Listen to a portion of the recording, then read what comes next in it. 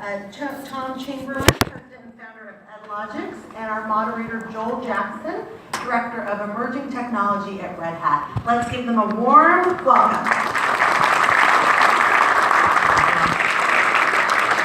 So how many Cub fans are in here? So real quick, and I'm going to take a real quick video because a friend of mine is a sales manager at a competitor. He's a huge Ohio guy, I'm a Michigan guy. So can you just say "Go Cubs" in like 5 seconds? Ready? Go Cubs! Go Cubs! Wait, 1, 2, 3, go! Go Cubs!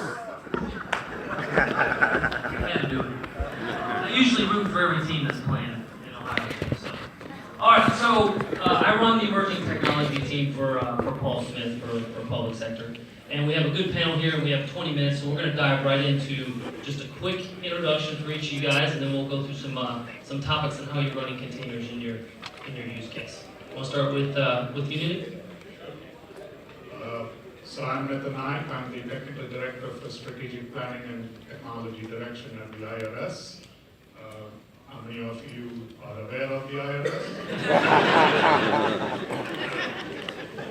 One of the key factors that I'm looking at is how do we use containers and how do we use some of the technology that has been discussed this morning within our environments to deliver services both for you as the taxpayer, businesses, and then also for internal processes. My name is Tom Chamberlain. I'm the CEO and founder of a company called EdLogics. EdLogics is a health education-based consumer engagement company. We're an innovator in game-based learning.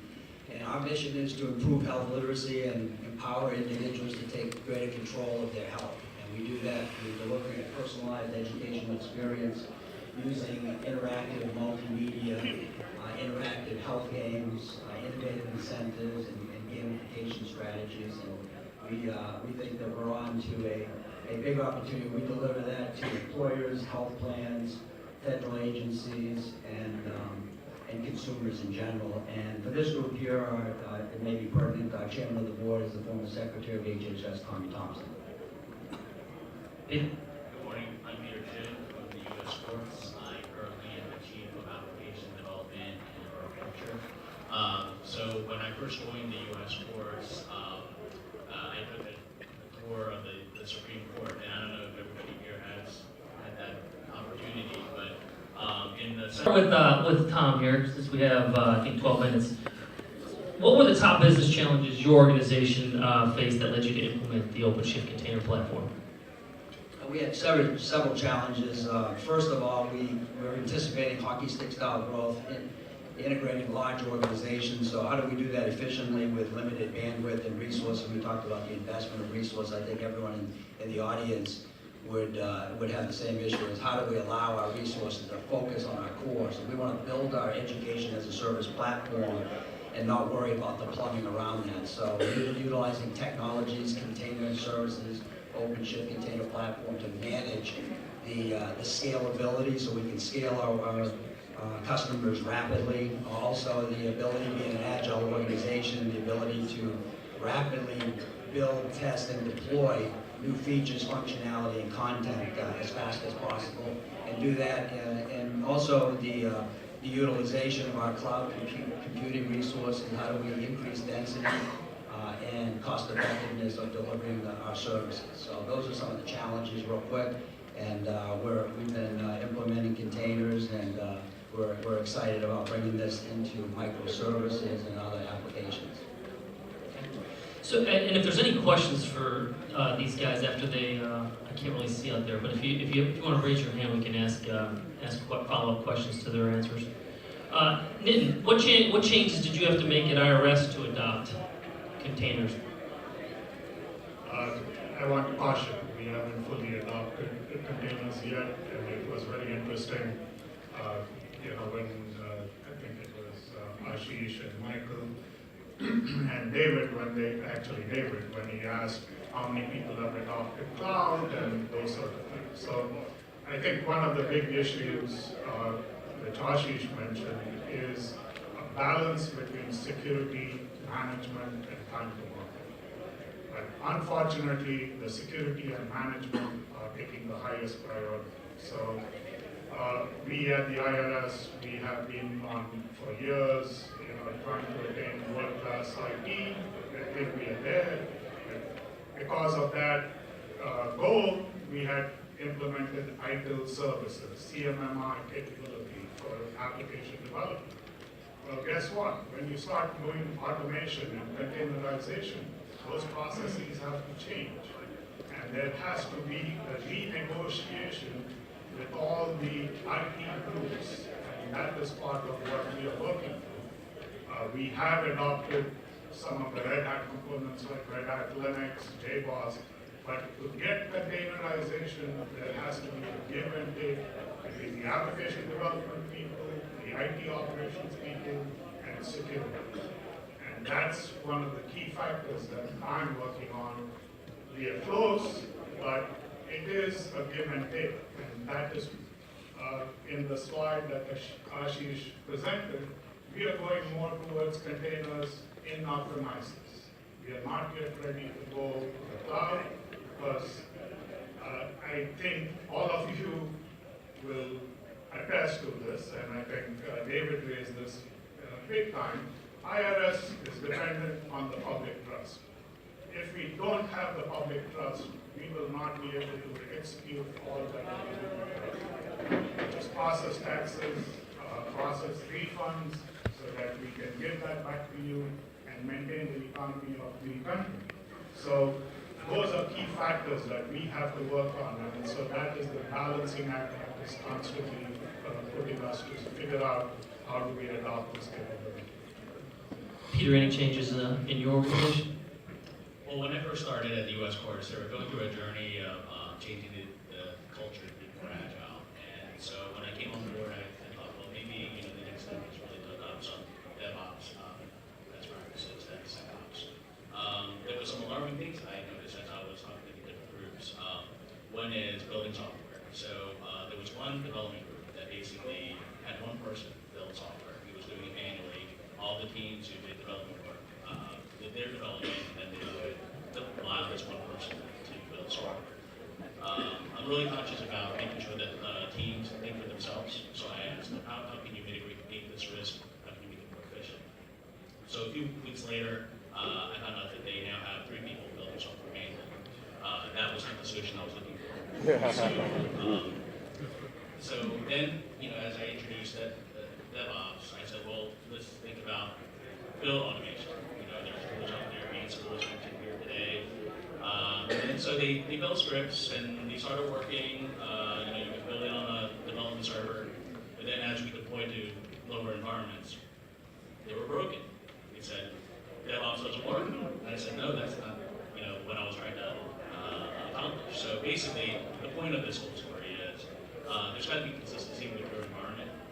Your scripts can, if it works in one environment, if it doesn't work in the others, there's got to be another solution, right? So now we're starting to look into containers, have consistency across different environments, so that if it does compile, it works in development, it works in test, it works in production. So there's consistency across the board. So I guess to answer the question of some of the top things that containers provide here at the courts, it solves a real world problem.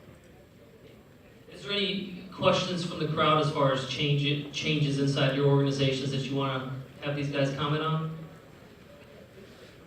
From federal? Okay.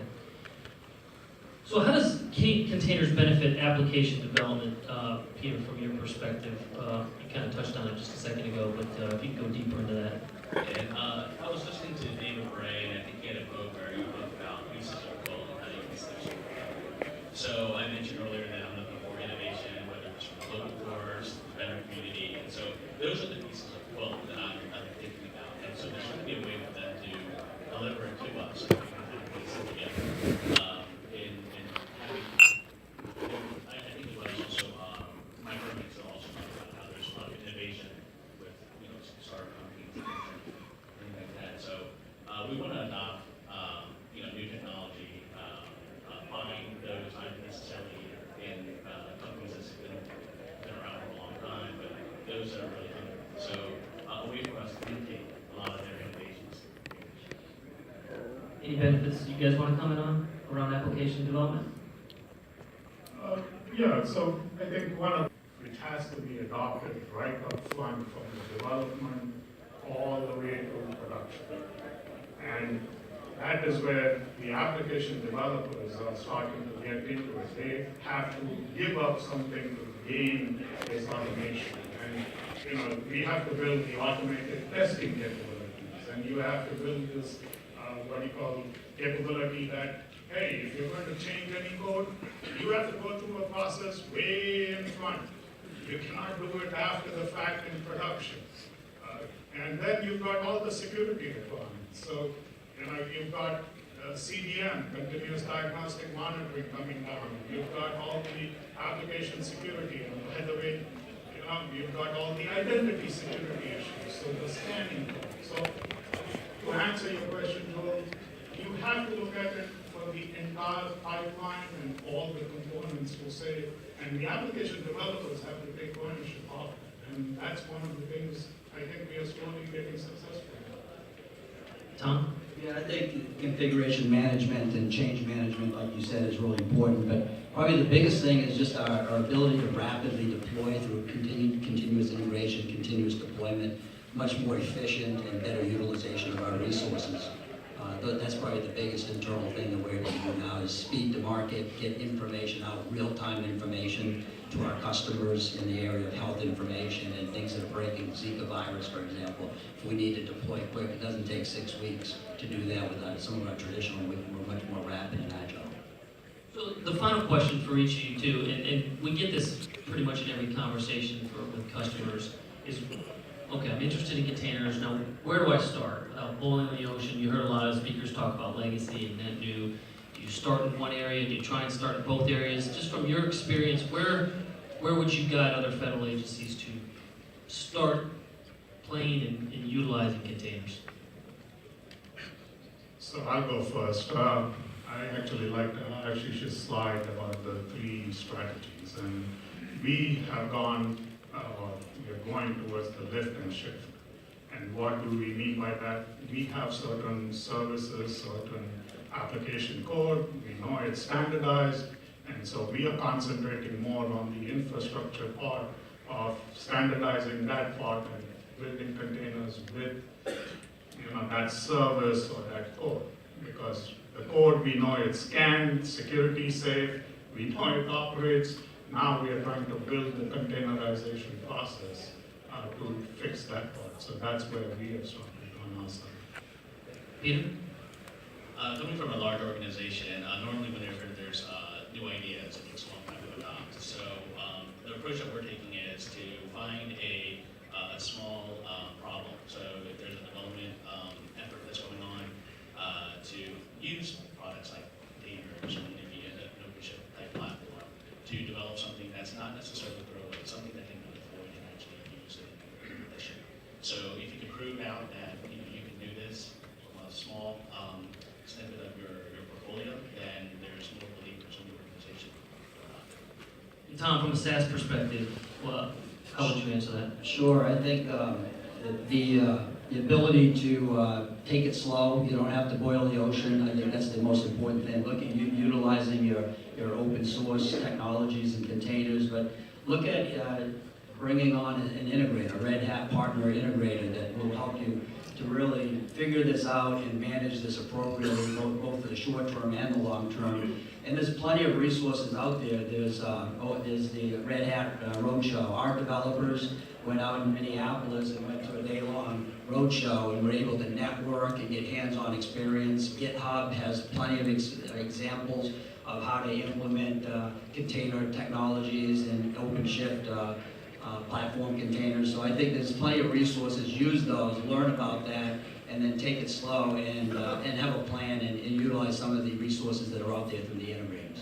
Okay, thanks guys. Round of applause for these guys.